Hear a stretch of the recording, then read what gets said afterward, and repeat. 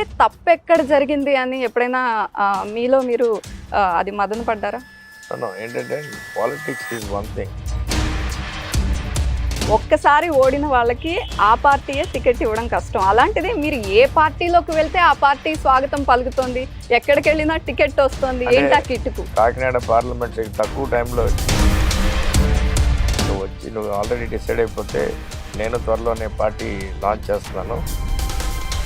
అంటే ఎన్ఆర్ఐలకి ఎందుకు special category status ఉంటుంది, ఎందుకు అనుకుంటున్నారు? టిపికల్గా ఏంటంటే ఎన్ఆర్ఐలో చాలామంది ప్రజారాజ్యం తర్వాత జగన్ గారిని కలిశారు. అప్పుడు ఎలాంటి భరోసా ఇచ్చారు? మీకు ఏ నమ్మకం కలిగిందా? జగన్ గారు కూడా నాకు భరోసా కన్నా. ఆ తర్వాత మరి టీడీపీ వైపు ఎందుకు మొగ్గు చూపించారు? జగన్ గారు 2014లో నేను ఓడిపోయిన వెంటనే. కానీ ఆ టైంలో మీరు ఎందుకు గందరగోళానికి గురయ్యారు? చాలా సార్లు పవన్ కళ్యాణ్ గారిని వెళ్ళి పర్సనల్గా కలవడం జరిగింది. జగన్ గారి నుంచి వచ్చిన ఆ టైంలో నన్ను 4-5 సార్లు పవన్ కళ్యాణ్ గారు కౌరు పెట్టడం జరిగింది. ఎన్ఆర్ఐలు మదర్ కంట్రీకి వాళ్ళ వ్యాపార సామ్రాజ్యాన్ని విస్తరించుకోవడానికే ఎంపీలుగా వస్తారు, పోటీ చేస్తారు. మేము వ్యాపారాల్లోకి వచ్చి, కానీ మీరు సొంతగా మేనిఫెస్టో పెట్టడం ఏంటి? 400 గ్రామాలని అడాప్ట్ చేసుకుందాం అని అంత ధైర్యంగా ఎలా చెప్పగలుగుతున్నారు? అంత బిజినెస్ కెరియర్ పెట్టుకుని. ముద్రగడ గారు ఉన్నారు, ఆయన ప్రాతినిధ్యం వహించారు. అంటే కొన్ని పార్టీల్లో ఉన్నారు, తర్వాత ఆయన ఒక ఉద్యమాన్ని లేవనెత్తారు. అయితే ఇప్పుడు ఆయన ఏ పార్టీలోకి వెళ్తారు అన్న దానిపైన గెలుపు ఓటములు నిర్ణయించబడతాయనే పెద్ద టాక్ వస్తుంది. అంటే అండి ఇప్పుడు టాక్లన్నీ బేస్డ్ ఆన్ ఏంటంటే, అయితే కాకినాడ ప్రజలు మిమ్మల్నే ఎంపీగా ఎందుకు చేయాలి అని అడిగితే? నమస్తే, నేను దీప. ఈరోజు నేను ఇంటర్వ్యూ చేయబోతున్నాను జలమలశెట్టి సునీల్ గారిని. ఈ పేరు వినగానే ఒక ట్యాగ్ లైన్ గుర్తొస్తుంది, పార్టీలు మారినా ఫేట్ మారలేదు అంటూ. కానీ ఈసారి మాత్రం నా ఫేట్ మారుతుంది, ఖచ్చితంగా కాకినాడ ఎంపీగా నేను గెలిచి తీరుతాను, ఎన్నో అభివృద్ధి కార్యక్రమాలు చేపడతాను అంటున్న సునీల్ గారితో ఈరోజు మన ఇంటర్వ్యూ. నమస్తే. నమస్తే. ఎట్లా ఉన్నారు? గుడ్ అమ్మా. టెన్షన్గా ఉందా ఏమైనా? ఎన్నికల హీట్ స్టార్ట్ అయిపోయింది ఏపీలో, యుద్ధానికి సిద్ధమైపోయారా? లేదు, ఇది ఆల్రెడీ 4వసారి కాబట్టి అలవాటు అయిపోయిన యుద్ధమే. ఓకే. జనరల్గా పాలిటిక్స్లో కానీ సినిమా ఇండస్ట్రీలో కానీ లక్ ఉండాలి కొంచెం, ఎంత కష్టపడినా అంటారు. అది మీరు నమ్ముతారా? Yeah, of course. ఇప్పుడు నేను 3 సార్లు ఎలక్షన్ పోటీ చేసిన తర్వాత దట్స్ వాట్ ఐ రియలైజ్డ్. ఏంటంటే ఎంత కష్టపడినా, ఎంత ఆలోచనలు కానీ, I mean even politics or sports కానీ, ఏదన్నా మూవీ ఇండస్ట్రీ కానీ, ఈవెన్ బిజినెస్లో కూడా అంతే. సో బట్ ఫండమెంటల్ క్వాలిటీ అంటే you should never give up. అదే చాలా ప్రశాంతంగా కనిపిస్తున్నారు. 3 సార్లు ఓడిపోయాను అనే డిసప్పాయింట్మెంట్ అయితే ఎప్పుడూ కనిపించకుండా, ఎప్పుడు ఎన్నికలు వచ్చినా సై అంటూ ముందుకు వచ్చేవాళ్ళు. అంటే తప్పెక్కడ జరిగింది అని ఎప్పుడైనా మీలో మీరు అది మదన పడ్డారా? ఏంటంటే politics is one thing. Unlike business, పాలిటిక్స్లో ఏంటంటే అంతా మన చేతిలో ఉండదు. మనం కష్టపడి మనం ప్రజల మన్నలను పొందటానికి, లేకపోతే మన ఆలోచనల్ని జనాలకు ఎంత దగ్గరగా ఓటర్స్కి తీసుకెళ్ళాలి అనే ప్రయత్నం చేస్తూ ఉంటాం. సో ఆ కనెక్ట్ అయిన దాన్ని బట్టి it will impact the result. So యూజువల్గా ఇదంతా మన చేతిలో ఉండదు. మనం చేసేదంతా ప్రయత్నం ఒకటే మన చేతిలో ఉంటుంది. ఎందుకంటే ముఖ్యంగా ఇది హోదాకో లేకపోతే ప్రొఫెషన్గా తీసుకునే వృత్తి కూడా కాదు. ఇదేంటంటే మనం తీసుకునేది ఒక పెద్ద భారీ responsibility and at the same time sacrifice కూడా. మన పర్సనల్ లైఫ్, మన సోషల్ లైఫ్ అన్నీ కూడా రాజకీయాలతో ఎఫెక్ట్ అయ్యే ఉంటాయి. సో ఈ ఇంత మన కమిట్మెంట్తో ముందుకు వచ్చినప్పుడు అదంతా ట్రాన్స్లేట్ అయ్యి మనకి ఆ విన్నింగ్ కావాల్సిన ఆ ఒక్క ఓటు ఎక్స్ట్రాతో రావటం అనేది యాజ్ ఎ ప్రాసెస్ మాట అండి. So like once in 5 years టిపికల్గా అందరూ ఒలింపిక్స్కి వెళ్తారు. వెళ్ళే స్పోర్ట్స్ మ్యాన్ 5 ఏళ్ళకి ఒకసారి ఒలింపిక్స్కి ఎంతో ప్రాక్టీస్ చేసి వెళ్తాడు. వెళ్ళినప్పుడు అంత మేజర్ ఈవెంట్లో పార్టిసిపేట్ చేయటమే ఒక పెద్ద అదృష్టం, ఒక పెద్ద ఫీట్. అలాగే సేమ్ థింగ్ రాజకీయాల్లో 20-25 ఏళ్ళు పాపం ఎమ్మెల్యే టికెట్ల కోసం, ఎంపీ టికెట్ల కోసం ఎంతోమంది తిరుగుతూ ఉంటారు. అదే నేను ఇప్పుడు ఆ కిట్టుకేంటి అని అడగబోతున్నాను. ఒక్కసారి ఓడిన వాళ్ళకి ఆ పార్టీయే టికెట్ ఇవ్వడం కష్టం. అలాంటిది మీరు ఏ పార్టీలోకి వెళ్తే ఆ పార్టీ స్వాగతం పలుకుతుంది, ఎక్కడికి వెళ్ళినా టికెట్ వస్తుంది. ఏంటి ఆ కిట్టుకు? అంటే అది నా గొప్పతనం కాదులేండి. ఎందుకంటే నేను పొలిటికల్గా లాంచ్ అయినప్పుడు నా ఫస్ట్ ఎలక్షన్ నేను ఏ విధంగా ఎలక్షన్ చేశాను అన్నది. ఎందుకంటే అప్పుడు దాకా కూడా కాకినాడ పార్లమెంట్ తక్కువ టైంలో చిరంజీవి గారు కొత్తగా పార్టీ పెట్టడం, ఆ పార్టీకి కార్డు అన్నది ఎస్టాబ్లిష్ లేకుండా ఉండటం, సో మా మీద పెద్ద బాధ్యత పెట్టడం జరిగింది. సో నేను ప్రతి గ్రామానికి వెళ్ళడం, అలాగే ప్రతి నొక్ అండ్ కార్నర్ ఆఫ్ కాన్స్టిట్యువెన్సీలో ప్రతి అణువణువు తిరగటం వల్ల పూర్తి అవగాహన మొదటి ఎలక్షన్లోనే వచ్చింది. అసలు ప్రజారాజ్యం ఎట్లా అట్రాక్ట్ చేసింది మిమ్మల్ని? అప్పట్లో చిరంజీవి గారి చరిష్మా చూసి ఖచ్చితంగా అధికారంలోకి వస్తామని వచ్చారా, లేకపోతే రాజకీయాల్లో ఒక డోర్ ఓపెన్ అయింది రావాలి అని వచ్చారా, ఎట్లా? లేదు, నేను అప్పటికి నా మొదటి ఎలక్షన్ పొలిటికల్ ఎంట్రీకి అంతకు ముందే నేను నిర్ణయం తీసుకోవడం జరిగింది. ఒక 6 నెలల ముందే నిర్ణయం. అది కూడా నాకు ఏంటంటే మొట్టమొదటిగా అప్పుడు ఇన్ఫ్లుయెన్స్ చేసింది వెంకయ్య నాయుడు గారు ఇలాంటి వారు, అక్కడ చంద్రబాబు నాయుడు గారు, అరుణ్ జైట్లీ, ఇలా ఎంతోమంది, రాజశేఖర్, వీళ్ళందరూ లండన్ వచ్చినప్పుడు నేను ఎక్కువ హోస్ట్ చేసేవాడిని, కలిసేవాడిని.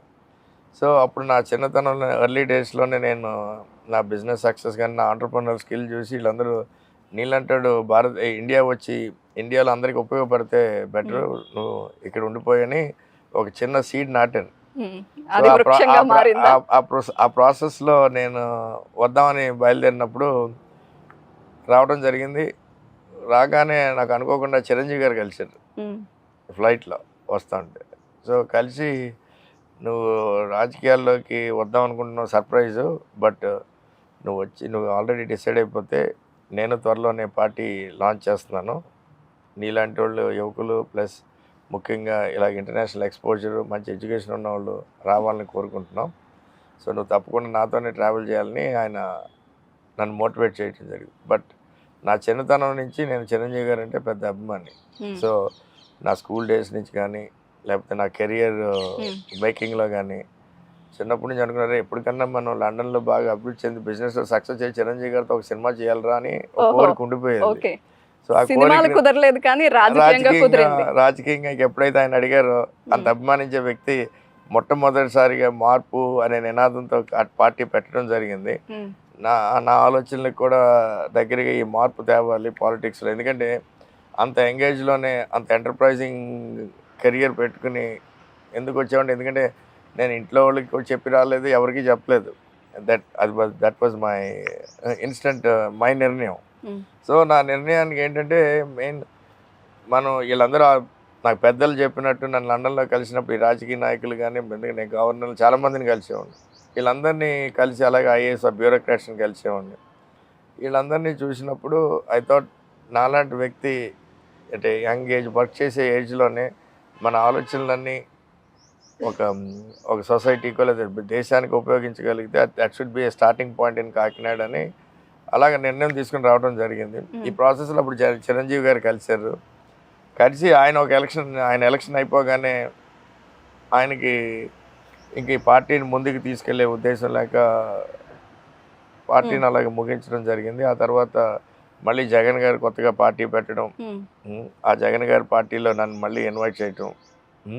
ఎందుకంటే ఆయన నన్ను ఎందుకు ఇన్వైట్ చేశారంటే నేను ప్రజారాజ్యంలో ఏ విధంగా ఆ ఎలక్షన్ చేసిన విధానాన్ని కానీ, సో ఇవన్నీ చాలామంది రిపోర్ట్లు కానీ, సర్వేలు కానీ, మేధావులు కానీ సలహాలు ఇవ్వడం జరిగింది కాకినాడ ప్రాంతంలో. జనరల్గా చూసుకుంటే రాజకీయ నాయకుల మనస్తత్వం చూస్తే ఎక్కువగా నాయకత్వం వహించే వాళ్ళు ఎన్ఆర్ఐల చుట్టూ తిరుగుతూ ఉంటారు.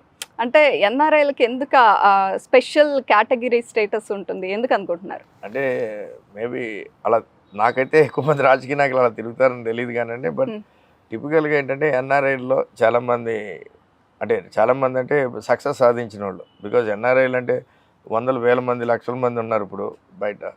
కానీ కొద్దిమంది ఎవరైతే సక్సెస్ సాధించారో అయితే అమెరికాలో కానీ, యూరోప్లో కానీ, విదేశాల్లో, వాళ్ళందరికీ ఏంటంటే చాలా మందిలో బ్యాక్ హోమ్ మనకి ఏదో కాంట్రిబ్యూట్ చేయాలి మన దేశానికి, మన ప్రాంతానికి అన్నది చాలా మందిలో ఉంటుంది. కొందరికి ఏంటంటే అది ఎలా చేయాలో దారి తెలియదు, కొందరికి అవకాశాలు కూడా రావు చేసే విధానంలో కొందరు. సో టిపికల్గా ఎన్ఆర్ఐలు పాలిటీషియన్స్ ఎప్పుడన్నా ఇలాంటి మనస్తత్వం ఎన్ఆర్ఐల దగ్గర ఉందని తెలుసుకుని చాలామంది అప్రోచ్ అవుతూ ఉంటారు. ఎందుకంటే ఆ ప్రాంతం వారు అనుకోండి, మా ప్రాంతానికి ఏదో ఒక అభివృద్ధి చెయ్యి, నువ్వు ఇక్కడి నుంచి వెళ్ళావు కాబట్టి అని అలాగే ఎన్ఆర్ఐలతో సంబంధాలు పెట్టుకుంటూ ఉంటారు. నాట్ దట్ అందరు ఎన్ఆర్ఐలు రాజకీయాల్లోకి రావాలనో అలాగా ఉంటారు నేను అనుకోను. ఎందుకంటే చాలామందికి అలా కంఫర్టబుల్గా ఉండిపోయి ఆ కంఫర్ట్స్ని వదులుకొని ఇంత రెస్పాన్సిబిలిటీ, ఇంత బాధ్యత తీసుకుంటారంటే ఇది చిన్న పని కూడా కాదు అది. రైట్. ప్రజారాజ్యం తర్వాత జగన్ గారిని కలిశారు. అప్పుడు ఎలాంటి భరోసా ఇచ్చారు? మీకు ఏ నమ్మకం కలిగింది నో అక్కడ? నో నో జగన్ గారు కూడా నాకు భరోసా కన్నా ఆయన నేను సమకాలికలు, ఇద్దరు సేమ్ ఏజ్ గ్రూప్ అనే దీంట్లో ఆయన చెప్పడం కూడా జరిగింది. సునీల్, నీలాంటి నాతో ఉంటే మనందరం ఒక బ్రదర్స్ లాగా రాబోయే 25-30 సంవత్సరాలు పార్టీని ఎస్టాబ్లిష్ చేసి అండ్ మన ఆలోచనలకి, నీ ఆలోచనలకి అనుగుణంగా మన ఆలోచనలకి అందరం కలిసి దీన్ని ఎస్టాబ్లిష్ చేయాలనేటప్పటికి యాజ్ అన్ ఎంటర్ప్రెనర్ అది చాలా ఛాలెంజింగ్ టాస్క్. బికాజ్ ఎస్టాబ్లిష్ పార్టీలో లేకపోతే ఎస్టాబ్లిష్ నాయకులతో ట్రావెల్ చేసేయటం that is a routine politics. కానీ యాజ్ అన్ ఎంటర్ప్రెనర్ ఇలా ఒక కొత్త పార్టీ, ఒక కొత్త మార్పు తెచ్చే విధంగా మనం ఆలోచనలు ఉన్నాయి కాబట్టి మీరు ఫస్ట్ నుంచి కూడా అలాగే సెలెక్ట్ చేసుకున్నారు. ప్రజారాజ్యం అట్లాగే సెలెక్ట్ చేశారు. మళ్ళీ నెక్స్ట్ జగన్ గారు కొత్త పార్టీ పెట్టినప్పుడు మళ్ళీ అదే ఆలోచనతో వెళ్ళారు. అవును. ఆ తర్వాత మరి టీడీపీ వైపు ఎందుకు మొగ్గు చూపించారు? మూడోసారి జరిగింది. ఎందుకంటే నేను 2014లో ఓడిపోయిన తర్వాత ఇంకా 2 సార్లు, ఎందుకంటే మన వయసులో ఇది చాలా prime time, I gave a try. కానీ మేబీ జనాలు నేను ఎనఫ్ కన్విన్స్ చేయలేము. ఎందుకంటే నేను రెండోసారి 2014లో చాలా స్వల్ప మార్జిన్తో ఓడిపోవడం జరిగింది. అది కూడా ఎప్పుడు మోడీ గారు అంత మొమెంటంతో, మోడీ గారు, పవన్ కళ్యాణ్ గారు అప్పుడే జనసేన పెట్టి, టీడీపీ పార్టీ ముగ్గురు కలిపి అలయన్స్గా వచ్చినప్పుడు నేను వైఎస్ఆర్ కాంగ్రెస్ పార్టీ అప్పుడే పుట్టిన పార్టీ తరఫున నేను పోటీ చేయడం జరిగింది. అయినా కూడా అంత గొప్ప క్యాంపెయిన్ చేసి మేము 5 లక్షల పైచిలకు ఓట్లతో చాలా నేరోగా ఓడిపోవడం జరిగింది. అండ్ అప్పుడు దాకా కూడా ఫుల్ టైం రాజకీయం చేయడం జరిగింది. అంటే కొత్త పార్టీలతో కొంత రిస్క్ ఉందని భావించి అనుభవం ఉన్న పార్టీ అయితే, అనుభవజ్ఞులు అయితే బెస్ట్ మనకి అని ఆలోచించి అలా వెళ్ళారా? లేదండి. ఇదేమైందంటే జగన్ గారు 2014లో నేను ఓడిపోయిన వెంటనే నేను ఇంకా చాలు పోటీ చేయటం, నేను వెళ్ళిన వ్యాపారంలో ఇట్లోనే నేను అని అన్నప్పుడు గుడ్ బై చెప్దాం అనుకున్నారు. ఆల్మోస్ట్ అనుకున్నప్పుడు జగన్ గారు లేదు నాకు నీలాంటోడు కావాలి అండ్ నీలాంటి మనస్తత్వం కావాలి, నువ్వు ఇక్కడ ప్రాంతాన్ని అంతా కూడా చాలా బాగా క్షుణ్ణంగా అవగాహన ఉన్నవాడు, ఇప్పుడున్న పాలిటిక్స్కి, ఇప్పుడున్న ఈ క్యాస్ట్ పాలిటిక్స్కి కానీ అన్నిటికి కానీ నీలాంటి నాయకుడు ఇక్కడ అవసరం, నువ్వు నాకు ఈ 1 more టర్మ్, 3వ టర్మ్ కూడా నువ్వు నాతో ట్రావెల్ చేయాలని ఆయన కూడా పెట్టుకుని మేము ఫుల్ ఆయన అపోజిషన్ పార్టీగా ఉండగా నేను పూర్తిగా ఫుల్ టైం చేయడం జరిగింది. కానీ 2018కి వచ్చేటప్పుడు, ఎందుకంటే జగన్ గారి దగ్గర ఉన్నప్పుడు అప్పుడు కీలకమైన టాప్ 5-6 పీపుల్లో నేను ఒక్కడిగా కీలకంగా ఆయనతో పార్టీలో వచ్చాడు. I was part of the core committee, కానీ నేను అలాగే రీజనల్ కోఆర్డినేటర్గా కూడా పెట్టడం జరిగింది. ఆ టైంలో మనల్ని పార్టీని నమ్ముకుని ముందు నుంచి నాతో నడిచిన కొందరు నాయకులు అక్కడ ఎప్పటి నుంచో మన పార్టీని జెండా మోసి ఎస్టాబ్లిష్ అవ్వడం జరిగినప్పుడు అక్కడ చిన్న వాళ్ళ గురించి నేను జగన్ గారితో చిన్న ఇష్యూస్ని లేవదీసినప్పుడు 2018 టైంలో సో మా మధ్యన జరిగిన, ఆయన అప్పటికే అనేవాళ్ళు, నీకు ఎమ్మెల్యేలు ఎవరైతే ఉందో నువ్వు వచ్చి నువ్వు గ్యారంటీగా ఇది నేను ఎమ్మెల్యే అయిపోదామని, ఎంపీ అయిపోదామని ఎప్పుడు నేను రాజకీయాల్లోకి రాలేదండి. మనం రాజకీయాల్లోకి వచ్చింది, నేను ప్రధానంగా నా ఉద్దేశం ఇక్కడ ఈ ప్రాంతానికి, మనం నమ్మిన వాళ్ళకి, ఈ ప్రాంతానికి మనం కొన్ని ఆలోచనలు చేయడం జరిగింది. ఈ ప్రాంతాన్ని అభివృద్ధి చేయాలి, ఇక్కడున్న అందరికీ అవకాశాలు కల్పించాలి అనే ఆలోచనతో వచ్చిన వాడిని. ఇవాళ మనల్ని నమ్మి వచ్చిన వాళ్ళు ఒకళ్ళిద్దరిని మనం ఇలా చేయటం కాదంటే, అప్పుడు ఆయన ఆలోచనలు కూడా ఏంటంటే ఆ ఎలక్షన్లకి ఎవరు సూటబుల్ అవుతారన్న ఆలోచనలు చేసే ప్రాసెస్లో ఇదంతా.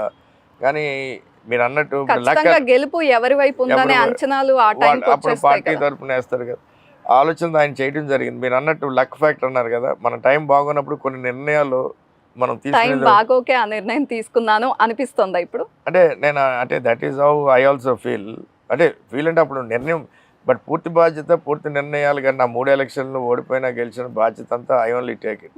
కానీ నేను 3వసారి టీడీపీలో పోటీ చేద్దాం ఆలోచన అయితే ఎప్పుడు లేదు. నేను జగన్ గారితో ఈ డిస్కషన్లు ఇవన్నీ జరుగుతున్నప్పుడు కూడా నేను వచ్చి నేను ఇంకసారి పోటీ చేయకూడదని నేను జగన్ గారితో కూడా పోటీ చేయనని చెప్పడమే జరిగింది. కానీ ఏంటంటే ఇక్కడికి వచ్చిన తర్వాత ఆ లాస్ట్ నామినేషన్కి అదే 10-15 రోజుల ముందు టీడీపీ నుంచి చంద్రబాబు నాయుడు గారి స్థాయిలో, ఎందుకంటే ఆయనకి అప్పటికి నాకు గతంలో పరిచయాలు ఇవన్నీ ఉండటం వల్ల, ప్లస్ నేను కూడా ఎప్పుడు డిప్లొమాటిక్ పాలిటిక్స్ చేశాను కానీ ఎవరిని పర్సనలైజ్డ్ పాలిటిక్స్ చేయలేదు. ఇవన్నీ దృష్టిలో పెట్టుకుని, ప్లస్ ముఖ్యంగా కాకినాడ పార్లమెంట్ సెగ్మెంట్లో నాకుండే ఆదర అభిమానమో వాట్ ఎవర్, ఆయన మళ్ళీ నన్ను కంటిన్యూస్గా ప్రెషర్ పెట్టి నన్ను పోటీ చేయాలని కోరటం జరిగింది. కానీ ఆ టైంలో మీరు ఎందుకు గందరగోళానికి గురయ్యారు? చాలా సార్లు పవన్ కళ్యాణ్ గారిని వెళ్ళి పర్సనల్‌గా కలవడం జరిగింది. అయితే మీరు జనసేనలోకి వెళ్తారేమో అని అధినాయకుడు అనుకున్నాడు, ప్రజలు అనుకున్నారు. కాకపోతే మీరు యూ లేదు, టర్న్ లేదు. తీసుకుని అటు వెళ్ళిపోయారు. లేదు, లేదు. నేను అది పవన్ నా మనోవేదనకు కారణమైంది అని పవన్ కళ్యాణ్ గారు బాధపడిన సందర్భం చూసాం. యాహ్! అంటే పవన్ కళ్యాణ్ గారు కొంచెం చాలా ఎమోషనల్ వ్యక్తులే. నాకు ఆయన ఎప్పటి నుంచో పరిచయం. హ్మ్. సో, ఆయనతో నేను అప్పుడు నన్ను ఆ టైంలో, ఎందుకంటే నేను జగన్ గారి నుంచి వచ్చిన ఆ టైంలో నన్ను 4, 5 సార్లు చంద్రబాబు నాయుడు గారి లాగానే పవన్ కళ్యాణ్ గారు కబురు పెట్టడం జరిగింది. సో, నాకున్న పరిచయాలు ఆయన కబురు పెట్టారా? మీరే వెళ్ళి అపాయింట్మెంట్ తీసుకొని కలిసారా? లేదండి. ఆయనే కబురు పెట్టారు. అండ్ ఆయన ఒకసారి కాదు 3, 4 సార్లు హ్మ్. కబురు పెట్టి కలిసారు.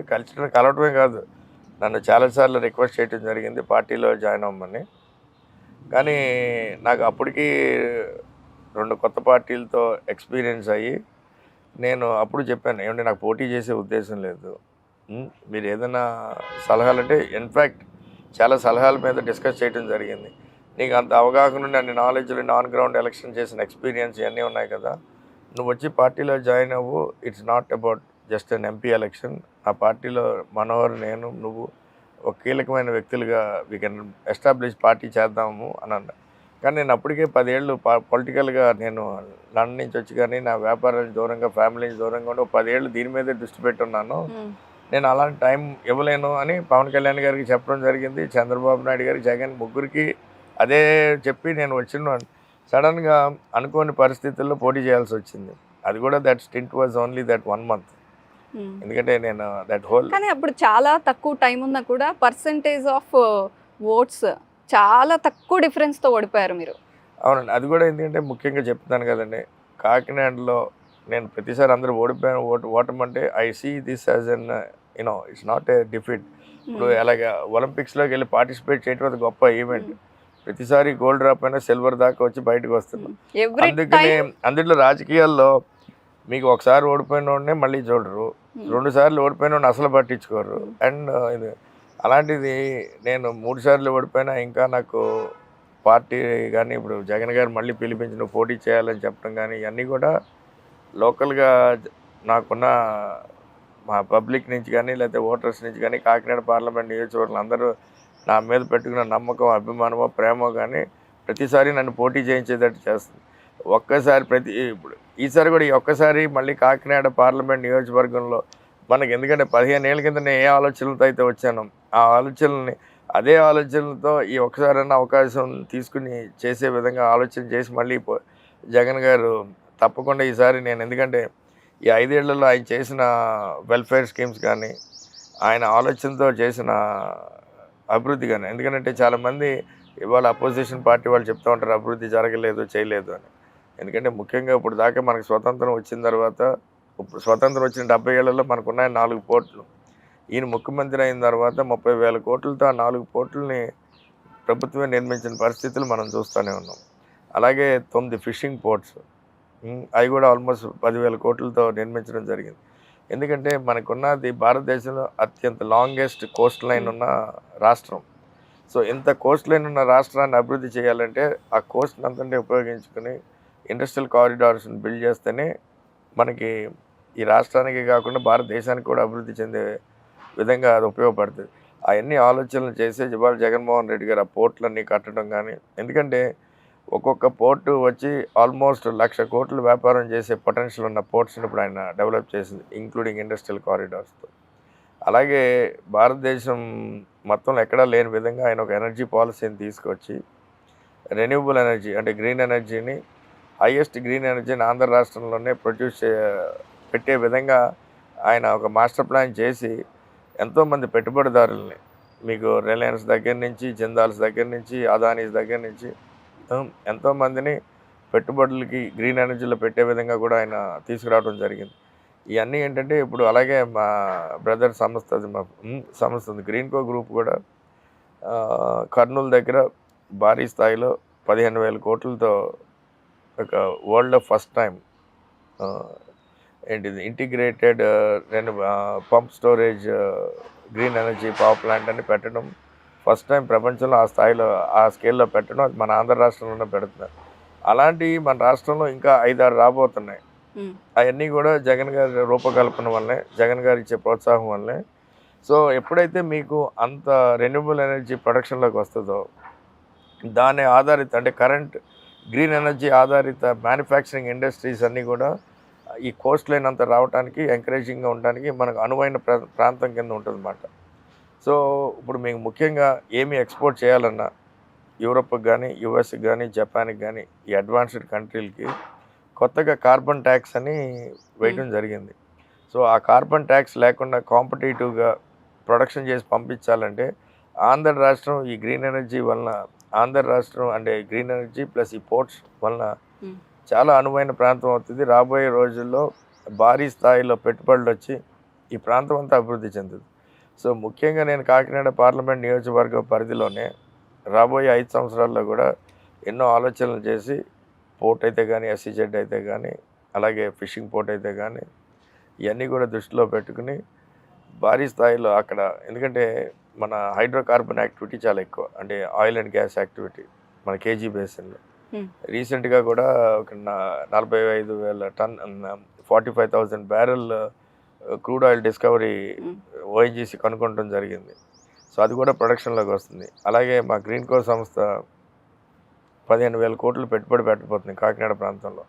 ఎందుకంటే నాగార్జున ఫెర్టిలైజర్స్ని ఎక్వైర్ చేసాం, అలాగే స్పెక్ట్రమ్ పవర్ ప్లాంట్ని ఎక్వైర్ చేసాం.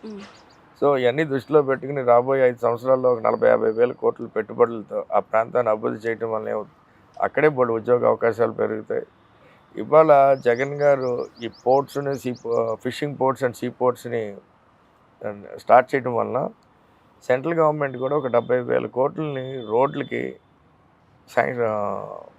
డబ్బులు ఫండింగ్ ఇవ్వడం జరిగింది.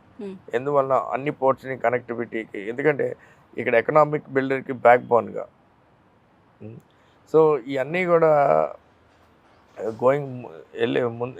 రాబోయే రోజుల్లో ముందుకెళ్ళాలంటే ఇవన్నిటి మీద అవగాహన ఉండి, కొంచెం నాలెడ్జ్ ఉండి, ఎంటర్ప్రైజింగ్ ఉన్న మనుషులైతే తప్పకుండా మన రాష్ట్రానికి, దేశానికి కూడా ఉపయోగపడతారనే ఆలోచనలతో గట్టిగా ఈసారి 4వ సారి పోటీ చేయాలి. ఎన్ఆర్ఐలు మదర్ కంట్రీకి మంచి సేవ చేస్తారు అనే మంచి విమర్శ ఎట్లా ఉందో, ఒక చెడ్డ విమర్శ కూడా ఉంది. వాళ్ళ వ్యాపార సామ్రాజ్యాన్ని విస్తరించుకోవడానికే ఎంపీలుగా వస్తారు, పోటీ చేస్తారు అని. దీనికి మీరు ఇచ్చే సమాధానం ఏంటి? అంటే అండి, ఇప్పుడు మేము వ్యాపారాల్లోకి వచ్చి దిస్ ఈజ్ మోర్ దెన్ 20 ఏళ్ళు అవుతుంది, మోర్ దెన్ 20 years. 20 yearsలో ఏ ఒక్కసారి అధికార పార్టీలో లేను, ఏ ఒక్కసారి పొలిటికల్గా గెలిచలేను, ఏ ఒక్కసారి మేము పొలిటికల్గా ఏ పార్టీతో కూడా అఫిలియేట్ అయ్యి లేకుండానే ఇంత దూరం వచ్చాం. ఇన్ని వేల కోట్ల బిజినెస్ని ఎస్టాబ్లిష్ చేయగలిగాం. మీకు ముందు చెప్పిన విధంగా, ఎందుకంటే మనం చిన్న బ్యాక్గ్రౌండ్ నుంచి ఈ స్థాయికి 20 ఏళ్ళ జర్నీలో చేయగలిగింది మనకి గురించి కానీ, మన ఫ్యామిలీ గురించి కానీ, మన దగ్గర పనిచేసే వాళ్ళ గురించి కానీ, షేర్ హోల్డర్స్ గురించి కానీ ఇంత ఆలోచన చేయగలిగిన వాళ్ళం. అదే సోషల్గా మన దేశం గురించి ఆలోచన చేసినప్పుడు, మన ప్రాంతం గురించి ఆలోచన చేసినప్పుడు ఈ పొలిటికల్ ప్లాట్ఫామ్తో ఈ అవకాశాన్ని తీసుకుంటే ఇంకా ఎట్లా చిన్న గొప్పగా కంట్రీకి చేయించిన ఆలోచనతో వస్తారనుకుంటేనే కానీ, చాలామంది సక్సెస్ఫుల్ బిజినెస్ కోసం రాజకీయాల్లోకి వస్తారనుకుంటాం. అది కరెక్ట్ కాదు, ఏంటంటే చాలా అవాస్తవం. అది బయట నడిచే నోషన్. ఎందుకంటే పాలిటిక్స్లో ఉండే వాళ్ళందరూ కూడా బిజినెస్ మ్యాన్, ఇండస్ట్రియల్ అనే ఒక ట్యాగ్ లైన్ వేసుకుని ఉంటారు. కానీ రియల్ సక్సెస్ఫుల్ బిజినెస్ మ్యాన్ రాజకీయాలకి రావాలి, అవన్నీ అంత సాక్రిఫైస్ తీసుకుంటారని నేను అనుకోను. రైట్. అయితే రాజకీయాల్లోకి వచ్చాక ఎలక్షన్ క్యాంపెయిన్ విషయంలో మీరు చాలా యాక్టివ్గా ఉన్నారు. బైక్ ర్యాలీలు చేశారు, చాలా కష్టపడ్డారు. మీతో పాటు బిందు గారు కూడా కష్టపడినట్టున్నారు ఒక టైంలో. చాలా సపోర్ట్గా కనిపించారు మాకు. బిందు గారు ఎట్లా సపోర్ట్ చేస్తారు? ఫస్ట్ టైం అట్లా జరిగినప్పుడు మనకెందుకు, హాయిగా ఉన్నాం, మంచి వ్యాపారాలు ఉన్నాయి, ఎందుకు ఇంకా కష్టపడడం, వెళ్ళిపోదాం బ్యాక్ అనలేదా? నేను చెప్పాను కానీ, నాకు తెలిసిన ఫ్రెండ్స్ కానీ, ఫ్యామిలీ కానీ, అలాగే వేరే అదర్ మిత్రులు కానీ, బయట ఉన్న వాళ్ళు కానీ, వాళ్ళందరూ అంటారు, నీకు అన్నీ ఉండగా నువ్వు ఎందుకని ఎందుకో నా చిన్నతనం నుంచి ఒకటి కాకినాడ ఆ ప్రాంతం అంటే మా కజిన్స్ అన్న, మా బంధువులు అన్న, ప్రాంతం అన్న నాకు ఎప్పటి నుంచి అభిమానం ఉంది. ఎప్పటి నుంచో చిన్నప్పటి నుంచి ఆ అభిమానం, ఎమోషనల్ అభిమానం ఉండిపోయింది. దానికి తోడు యాజ్ అన్ ఎంటర్ప్రెన్యూర్ నాకు ఒక ఛాలెంజ్ కూడా ఉండిపోయింది. ఉమ్. సో ఒకటండి, ఇప్పుడు నేను నా మేనిఫెస్టోలో కొత్తగా మళ్ళీ చెప్పబోయే ఈ వస్తాను, మేనిఫెస్టో, అక్కడికే వస్తాను. నా మేనిఫెస్టోలో పెట్టబోయేది కూడా నేను రాజకీయంగా ఉన్నా లేకపోయినా ఇది చేయాలనే ఆలోచనతోనే వర్క్ చేస్తా ఉన్న ఆలోచనలనే మళ్ళీ రేపు కాదండి, అసలు ఆ పట్టుదల ఏంటి? మామూలుగా పార్టీ ఇచ్చిన మేనిఫెస్టోని చెప్తూ ప్రజల్లోకి వెళ్తారు, లేదా నా గొంతు దీనిపై వినిపిస్తాను, నేను మన లోక్సభ పరిధిలో ఈ డెవలప్మెంట్స్ చేయొచ్చు అనే ఒక దాంతో వెళ్తారు. కానీ మీరు సొంతగా మేనిఫెస్టో పెట్టడం ఏంటి?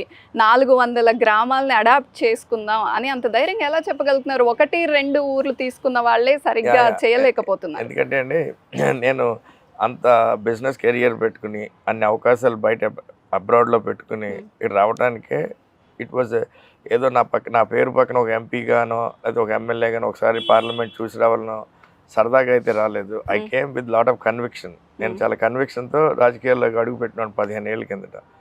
ఎప్పుడు చేసినా మనం ఒక మార్క్ అంటూ రాజకీయాల్లో ఉండాలి. ఎందుకంటే పార్లమెంట్కి వెళ్ళేది 543 మంది, అందులో ఒక మార్క్, అందులో మూవర్స్ అండ్ షేకర్స్ ఉండేది 40-50 మంది పేర్లే భారతదేశం అంతా గుర్తుపెట్టుకుంటారు. సో అందులో మనం అలాంటి రోల్ ప్లే చేయాలంటే ఫస్ట్ నేను ఎన్నుకోబడ్డ కాన్స్టిట్యువెన్సీ కానీ కాకినాడ ప్రాంతాన్ని కానీ ఒక మోడల్ కాన్స్టిట్యువెన్సీగా ఎవరు ఆలోచన చేయని విధంగా చేస్తే అది నేషనల్ లెవెల్లో లేకపోతే మోడీ గారి లెవెల్లో లేకపోతే ప్రైమ్ మినిస్టర్స్ ఆఫీస్ లెవెల్లో కూడా రికగ్నైజేషన్ వచ్చి దాని ఇంపాక్ట్ దేశం మీద పాజిటివ్గా ఎట్లాచి పడుతుందనే ఆలోచనతో ఇది చేయటం జరిగింది. ఎందుకంటే ఇప్పుడు నాకు శక్తి దేవుడిచ్చి లేకపోతే అన్నీ వచ్చుంటే ఉట్టి కాకినాడకి ఉంది, అలాంటి 10 నియోజకవర్గాలు చేసేవాడిని. కానీ ఇవాళ నాకున్న పరిధి, నాకున్న నెట్వర్క్ కనెక్షన్స్ వీటితో తప్పకుండా, ఎందుకంటే ఇది పెద్ద 400 గ్రామాలను అడాప్ట్ చేసుకుని, ఎందుకంటే గతంలో నేను చాలామంది ఎంపీలని చాలామంది రాజకీయ నాయకుల్ని గెలిచిన వాళ్ళని చూడటం జరిగింది. మేము ఈ 2 గ్రామాల దత్తత తీసుకుని చేస్తామని చాలామంది చేయలేని పరిస్థితితో లేకపోతే అవి సక్సెస్ఫుల్గా చూపించలేకపోయారు.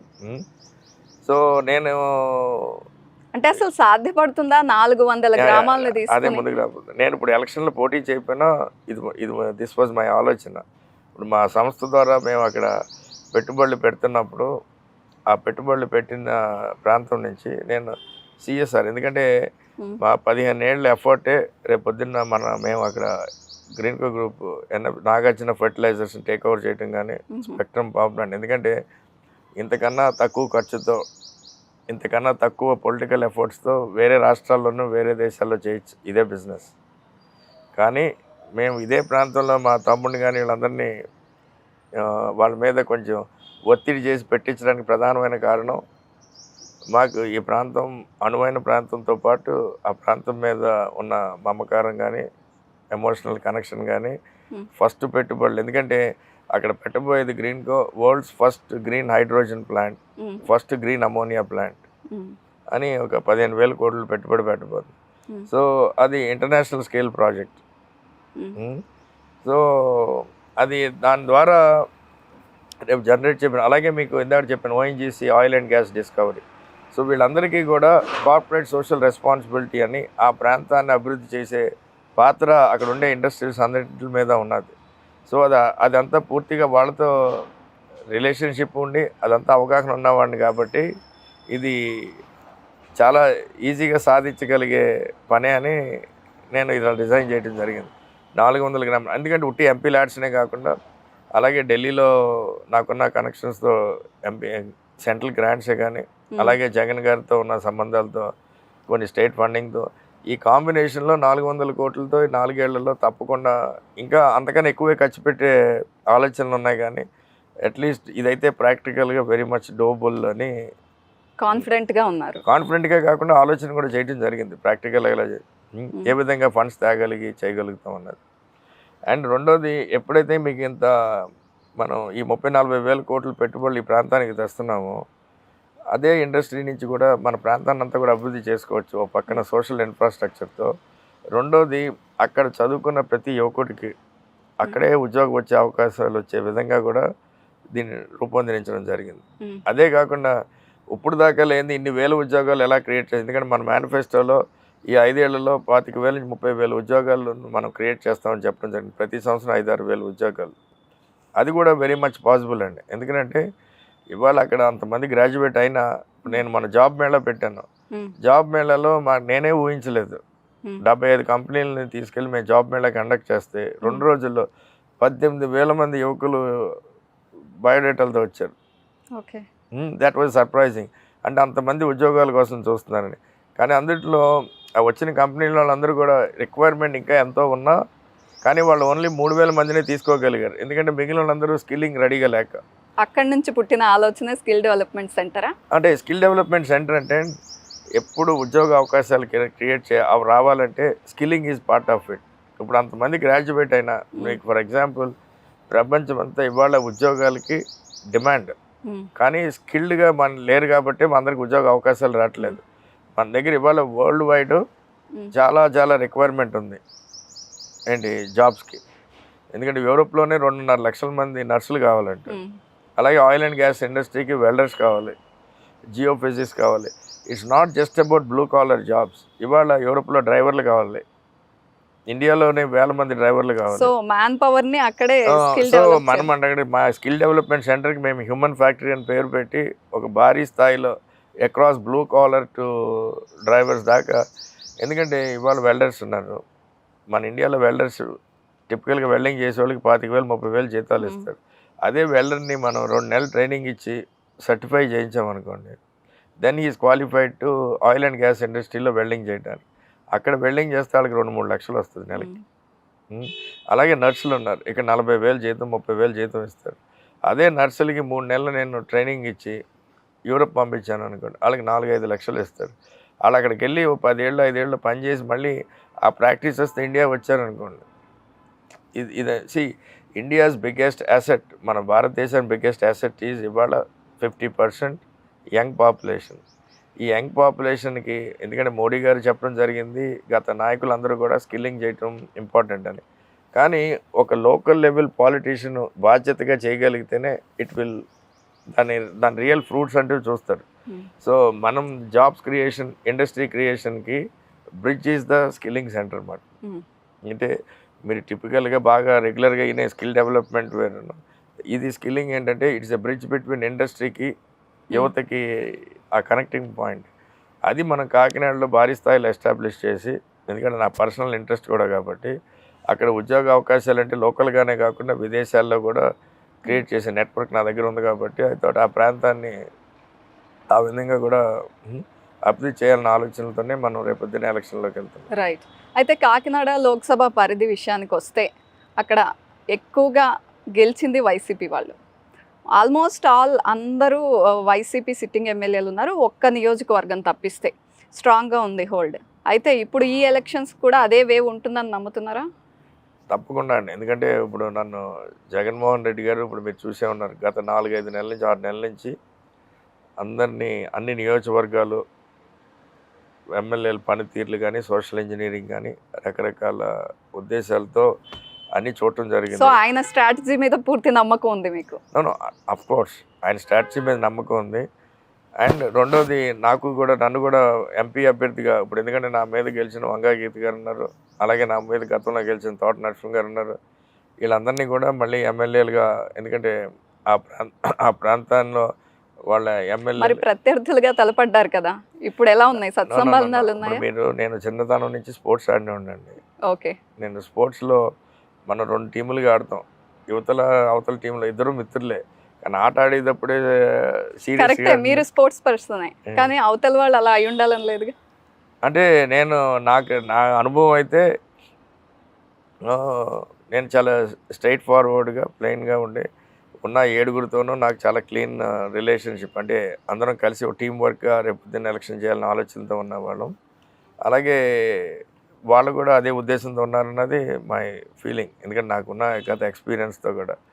కానీ ఇప్పుడు వేరే అపోజిషన్ పార్టీ నుంచి వచ్చిన వాళ్ళు కూడా మనకు తెలిసిన వాళ్ళే ఉంటారు, మన బంధువులు లేకపోతే. ఎందుకంటే ఈ పర్టికులర్ కాకినాడ నియోజకవర్గంలో నా లాస్ట్ 3 ఎలక్షన్ల ఎక్స్పీరియన్స్ అదే.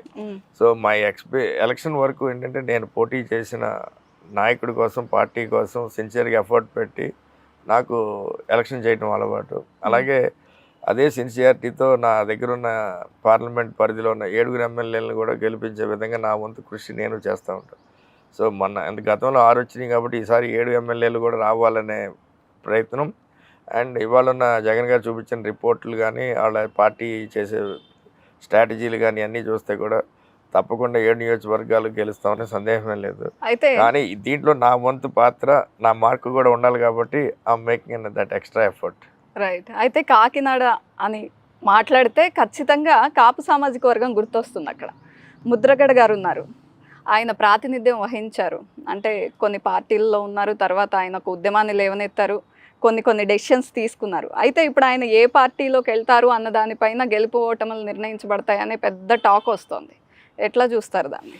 అంటే అండి, ఇప్పుడు పర్సెప్షన్ బిల్డింగ్ అంటారు. అంటే ఈ టాక్లన్నీ బేస్డ్ ఆన్ ఏంటంటే రకరకాల రీసెర్చ్లో ఇప్పుడు పెట్టేది. ఇప్పుడు మీకు హైదరాబాద్లో ఒక విధంగా చూస్తారు ఆంధ్ర రాష్ట్రంలో జరిగే పాలిటిక్స్, అండ్ ఆంధ్ర రాష్ట్రంలో వేరే ప్రాంతం వాళ్ళు మా ఈస్ట్ గోదావరి లేకపోతే కాకినాడ పార్లమెంట్ పాలిటిక్స్ ఇంకోలాగా చూస్తారు.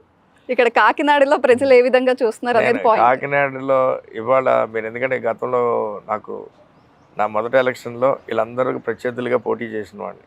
ముద్రగడ పద్మనాభం గారు కానీ, తోట నరసింహ గారు కానీ, పల్లమరావు గారిని, స్టాల్ వాట్స్ లీడర్స్ అందరూ ఒక సైడ్ ఉండేవాళ్ళు. మేము కొత్త పార్టీ తరఫున కొత్త తరం నాయకులందరూ ఒక చోట ఉండేవాళ్ళు. సో నా 3 ఎలక్షన్లు అదే ఎక్స్పీరియన్స్తోనే ఉన్నాను. కానీ ఏంటంటే వాళ్ళ కన్నా నేను ఎప్పుడు ఏ నాయకుడు తిరగని విధంగా నేను కాకినాడ పార్లమెంట్ సెగ్మెంట్ ప్రతి కార్నర్ని పూర్తి అవగాహన, పూర్తిగా తిరిగినోడిగా నేను ప్రౌడ్గా చెప్పగలను. ఎందుకంటే నాకు అన్ని గ్రామాల్లోనూ అంత ఇప్పుడు మీరు డైరెక్ట్గా అడిగి ఆయనకన్నా మీకు ఎక్కువ పట్టు ఉందంటారా సామాజిక వర్గంలో అంటే అలా కాకుండా, ఎందుకంటే ఆయన కమ్యూనిటీ బేస్డ్ లీడరు, నేను పొలిటికల్ లీడర్ని. అంటే పార్టీ ఇవాళ వైఎస్ఆర్ కాంగ్రెస్ పార్టీ విధి విధానాలని ప్రజల్లోకి తీసుకెళ్ళి పార్టీ ఫిలాసఫీని, పార్టీ ఐడియాలజీని పనిచేయాల్సిన వాడిని. సో ఈ ప్రాసెస్లో ఏ ఒక్క సామాజిక వర్గానికో పార్టీ అలా ఉండిపోతుందని జగన్ గారు ఆలోచన కాదు, మా ఆలోచన కాదు. సో మేము కాపులతో పనిచేయాలి, అలాగే మిగతా సామాజిక వర్గాలు అందరితోనూ పనిచేయాలి. సో ఏ ఒక్క సామాజిక వర్గంతో ఏ పార్టీ నాకు అధికారంలోకి వస్తుందని నేను అనుకోను. గత ఎక్స్పీరియన్స్ చూసినా లేకపోతే గత 5 ఎలక్షన్లు చూసినా ఒకే సామాజిక వర్గం 100% కాపు సామాజిక వర్గం ఓట్లు వేసి మీరు అనేది కరెక్టే వన్ వే. కానీ ఎక్కడ ఎవరికైతే స్ట్రాంగ్ హోల్డ్ ఉంటుందో ఆ సామాజిక వర్గం మిగతా సామాజిక వర్గాలని ఇన్ఫ్లుయెన్స్ చేయగల స్థితిలోనే ఉంటారు.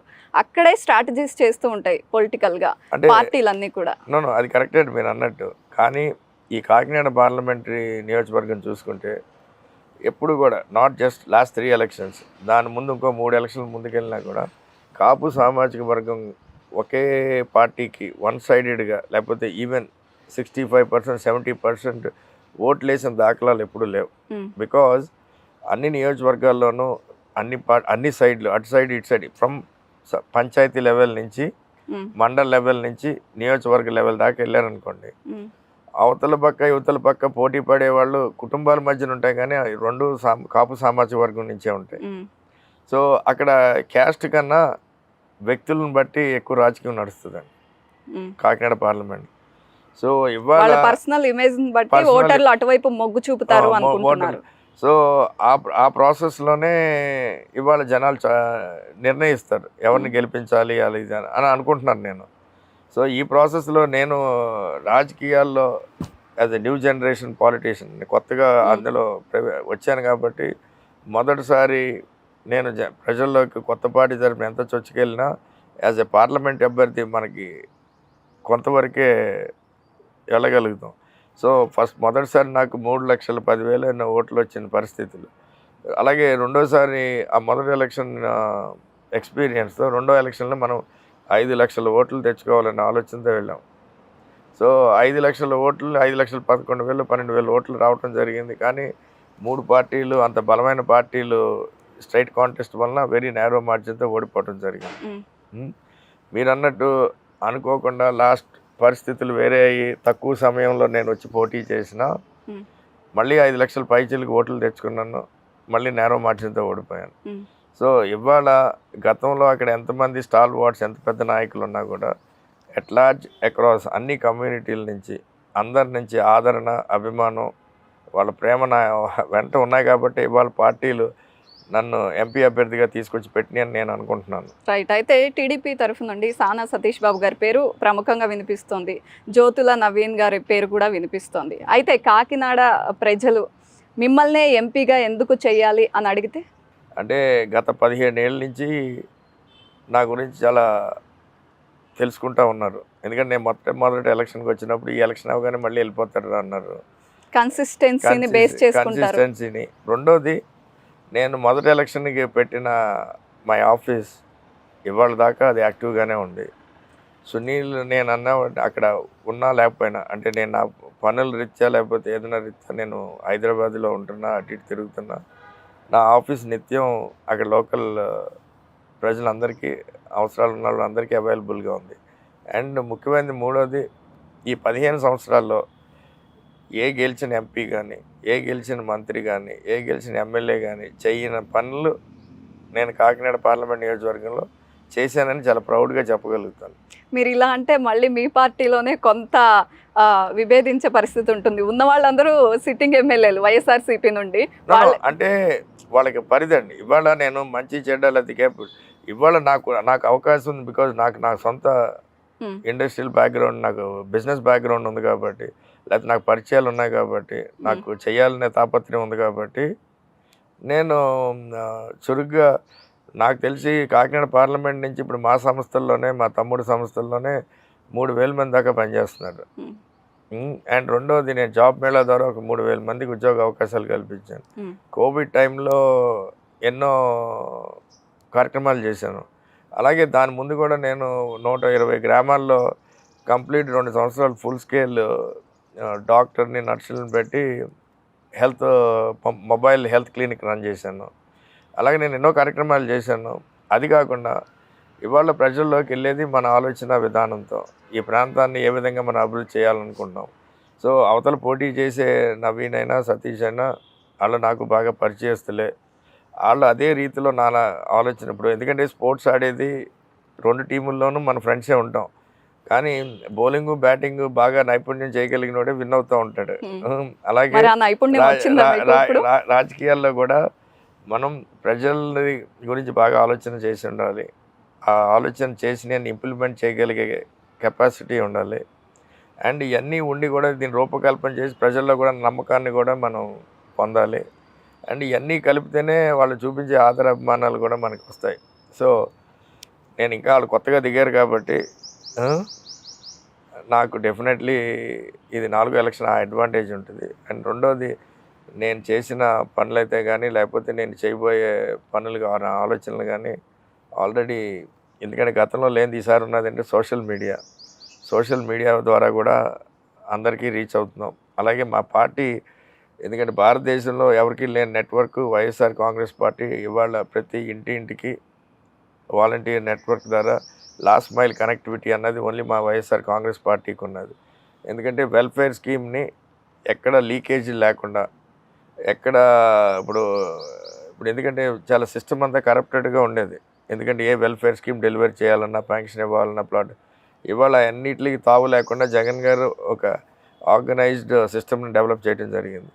సో ఇవాళ వీళ్ళందరినీ ఉపయోగించుకుని నా పర్సనల్ ఆలోచనల్ని, అలాగే పార్టీ విధి విధానాలని, ముఖ్యంగా ఇవాళ మా వైఎస్ఆర్ కాంగ్రెస్ పార్టీలో లీడర్లందరికీ బగ్గా అండ ఏంటంటే డైరెక్ట్ బెనిఫిట్ ట్రాన్స్ఫర్. భారతదేశంలో ఏ ముఖ్యమంత్రి ఎప్పుడు చేయని విధంగా మన రాష్ట్రంలో జగన్మోహన్ రెడ్డి గారు 50% ఓటర్స్లో ప్రతి ఇంటికి బెనిఫిట్ వెళ్ళే విధంగా ఎక్కడ లీకేజ్ లేకుండా చేయడం జరిగింది.